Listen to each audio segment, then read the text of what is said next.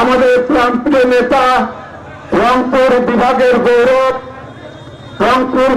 রংপুর অঞ্চলের আশা আকাঙ্ক্ষার প্রতীক, বিএনপি কেন্দ্রীয় নির্বাহী কমিটির সাংগঠনিক সম্পাদক জননেতা জনাব অধ্যক্ষ আসাদুল আহমেদ দুলু, উপস্থিত বিএনপি সহ সাংগঠনিক সম্পাদক অধ্যাপক আমিনুল ইসলাম, জেলা বিএনপির আহ্বায়ক সাইফুল ইসলাম, মহানগর বিএনপির সদস্য সচিব অ্যাডভোকেট মাহফুজুল নবীন, জেলা বিএনপির সদস্য সচিব আনিসুর রহমান লাকু সহ এই আজকের আমাদের র্যালিতে উপস্থিত প্রিয় ভাই ও বোনেরা, আমি সবাইকে মহানগর বিএনপির পক্ষ থেকে রক্তিম শুভেচ্ছা এবং অভিনন্দন জানাচ্ছি।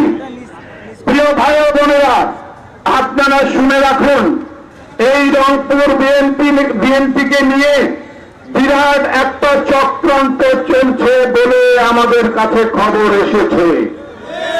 এই চক্রান্তের সাথে যারা জড়িত ফ্যাসিস্ট সরকারের কিছু নেতা কর্মী, তাদের নামও আমাদের কাছে এসেছে।